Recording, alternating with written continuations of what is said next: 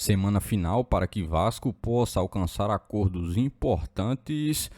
Olho de clube europeu em jogador titular do Vasco e 3 acordos a serem definidos para o gigante. Todos os bastidores, contratações e também tudo o que acontece no dia a dia.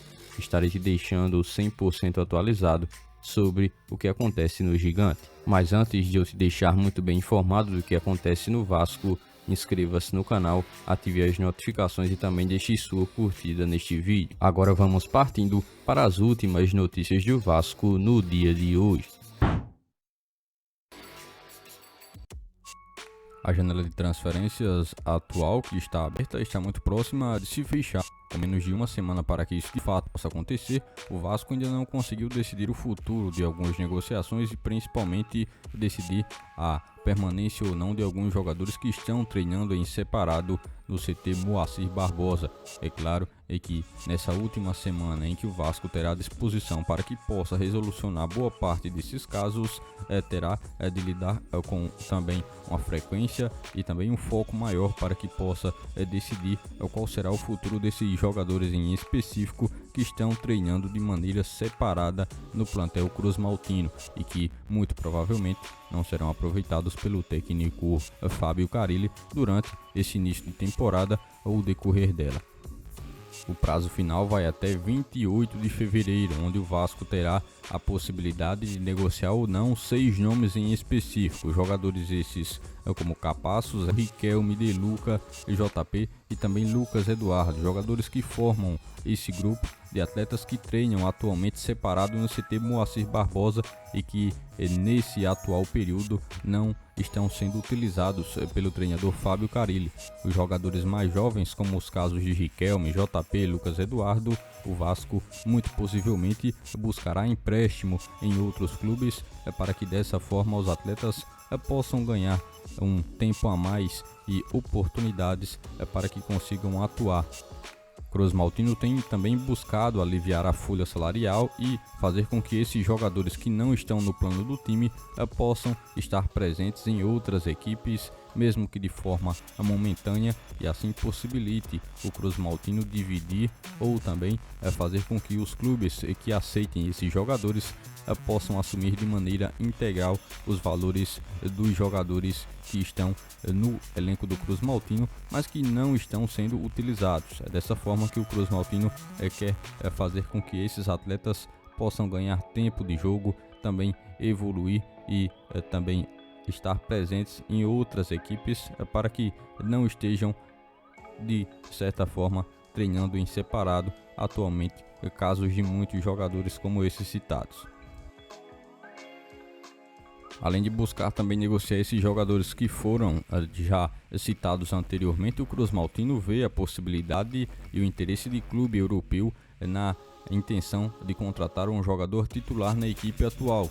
Também demonstrando um atleta que é muito promissor e já se tornou uma realidade no elenco do Vasco, mas que ainda tem uma margem de crescimento. O Lucas Piton, titular do Vasco, tem chamado a atenção do Milan, clube italiano que está de olho no lateral esquerdo e que, segundo o site Calcio Mercato, já enviou alguns representantes ao Brasil para observá-lo de perto. Esse interesse não é apenas um rumor, é também um sinal claro de que o futebol europeu tem acompanhado o jogador a suas participações presentes no Cruz Maltino desde 2023, quando deixou o Corinthians e passou a integrar o elenco do Vasco. O Cruz Maltino, que é dono do passe do atleta, estaria disposto a uma negociação por algo em torno de 9 milhões de euros, ou cerca de 53 milhões de reais. Um valor que reflete o potencial do atleta, mas principalmente o Cruz Maltino poderia ter um retorno muito grande quanto ao investimento que foi feito no tempo em que ele foi adquirido junto à equipe do Corinthians por algo em torno de 16 milhões de reais.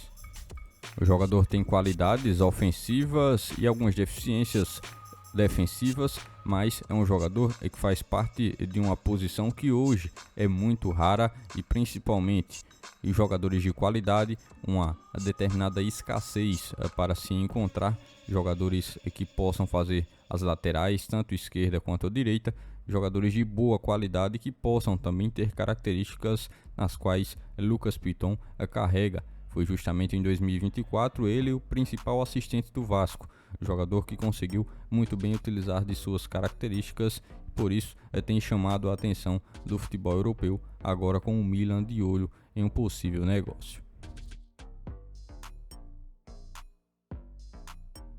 O Vasco tratou de movimentar muito essa penúltima semana em relação à janela de transferências, em que o clube tem à disposição o tempo para que consiga fechar alguns acordos. O clube esteve também adiantando bastante nesse assunto e dessa forma anunciou a contratação do argentino Benjamin Garré, que assinou até dezembro de 2027, é o primeiro reforço ofensivo do clube para a temporada de 2025. Mas as novidades não param por aí, isso porque outro jogador também do setor ofensivo já chegou no Rio de Janeiro e também estará presente no plantel do Vasco se tudo estiver caminhando como esperado. É o português Nuno Moreira, jogador que estará realizando os testes físicos para também ser oficializado como novo reforço do Vasco para a temporada de 2025. Outro jogador que também muito provavelmente estará reforçando o Vasco é o colombiano Bryan Palacios, de 22 anos, que está a caminho, vindo por meio de um empréstimo junto ao Atlético Mineiro até o fim dessa temporada atual, com a opção de compra e já definida em relação aos valores.